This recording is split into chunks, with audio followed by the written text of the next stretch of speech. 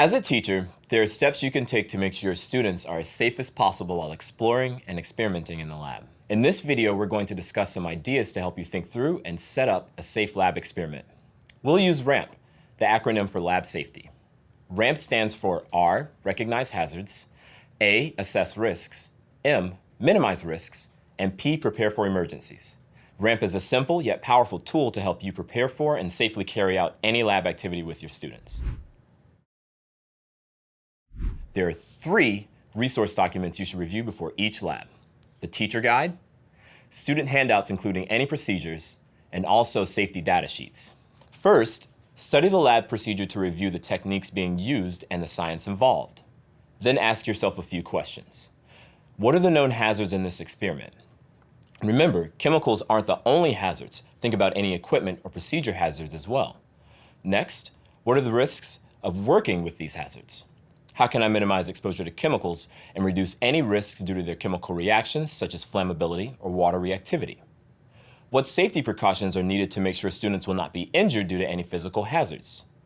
Which personal protective equipment should students use? What safety equipment should be ready and demonstrated? And finally, what would I do if an emergency occurred? A helpful resource for compiling and organizing this information is the RAMP template. You can download this document from the ACS website. After reading through the experiment through the lens of RAMP, it's helpful to review it to determine what needs to be demonstrated or explained in further detail. Poor technique, especially at the high school level, causes many incidents and accidents. Any unfamiliar or new technique should be demonstrated. For example, how to light a burner, how to handle a crucible or heat a test tube, how to use a burette, and proper filtering or decanting technique. Also, check that the procedures given to students have adequate safety precautions. These should be given both verbally and in writing and should be reviewed before and during the experiment. It may also be helpful to involve students in lab safety by having them fill out the RAMP template in groups and then take turns presenting safety concepts for each lab. Another good way to engage your students is to have them create safety posters to hang in the lab. You may be surprised by your students' creativity. Finally, review safety data sheets for all chemicals. Read these to confirm hazards, risks, handling, and disposal techniques. It's also imperative to think about chemical disposal. Will a sink or trash can be appropriate and safe, or do waste containers need to be prepared?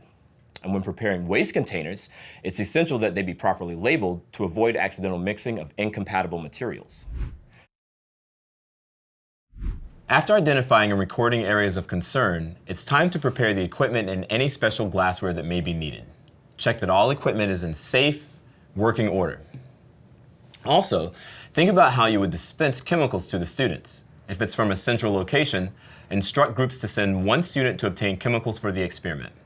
This will cut down on foot traffic in the lab, which will help prevent accidental collisions. Alternatively, you can decant chemicals into small dropper bottles or other containers ahead of class and place them at each lab bench for student use.